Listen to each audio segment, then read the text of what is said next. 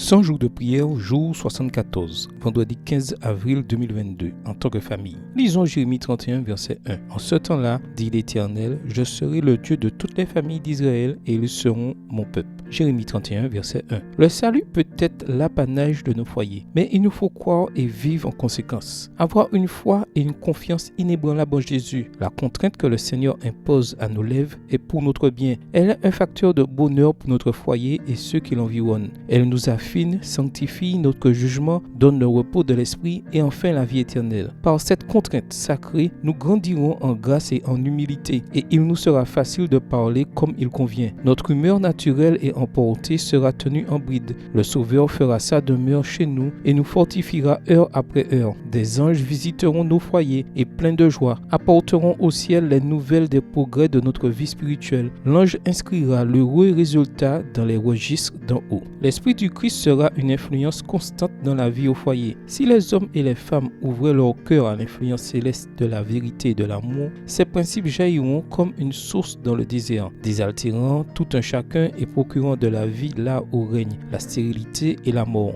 Dieu veut que nous fassions partie de sa famille au ciel, car il dit qu'il sera une famille pour nous et que nous serons son peuple. Nous lui faisons confiance et nous engageons envers lui individuellement et en tant que famille. Question venant du fond du cœur. Vous voyez-vous, vous et votre famille, comme faisant partie de la famille de Dieu? Vivons-nous en tant que famille la beauté de Jésus? L'Esprit du Christ exerce-t-il une influence constante dans le foyer? L'ange gardien consigne-t-il des rapports joyeux et heureux? Veuillez prier pour que le Saint-Esprit demeure toujours avec chaque membre de votre famille alors que vous vous soumettez à lui quotidiennement. Prions. Prions pour que les mariages et les relations familiales continuent à se renforcer en ces temps difficiles. Prions pour un réveil continu par la fidélité dans nos familles jusqu'à la fin des temps. Prions pour le déversement de la pluie de la première et de l'arrière-saison dans les familles. Prions pour que chaque membre de la famille devienne plus aimant et plus gentil envers les autres. Prions pour que Dieu nous aide, nous et notre famille et notre Église, à établir des centres d'influence, des ministères et divers moyens d'atteindre les milliards de personnes qui errent dans les ténèbres dans les villes. Prions pour les mariages qui sont au bord du divorce. Demandons à Dieu de guérir les relations. Prions pour le pardon et pour que l'amour du Christ soit réveillé. Prions pour notre famille immédiate et élargie. Prions pour leur salut et pour des occasions de partager avec eux notre foi, la parole de Dieu et l'amour du Christ. Prions pour leur conversion et celle de nombreuses autres familles. Prions pour que les membres de notre famille qui luttent spirituellement, physiquement ou économiquement pour rester forts face aux diverses tentations et pour qu'ils se tournent vers Jésus pour obtenir de l'aide.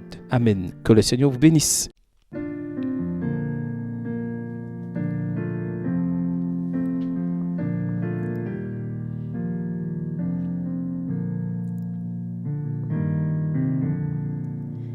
Toi la source de bénédiction, que mon cœur chante ta grâce. Sans se lasser, ta compassion nous pousse à chanter ta gloire. Apprends-moi toujours t'adorer, que je célèbre ta bonté, tandis que j'attends ton retour, plein de joie, rempli d'amour. Toi mon refuge et mon secours, sur ton aide je peux compter, et j'espère sans aucun détour vivre un jour l'éternité. Jésus m'a cherché errant loin de Dieu, il m'a trouvé ramené pour me protéger du danger. C'est son sang qui m'a sauvé.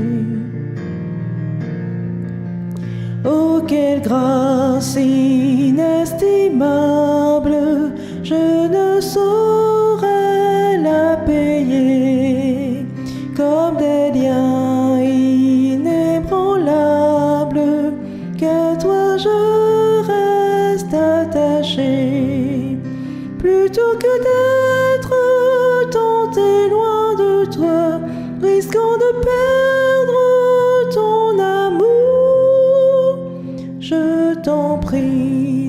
Seigneur, prends mon cœur, qu'il soit à toi pour toujours. Je t'en prie, Seigneur, prends mon cœur, qu'il soit à toi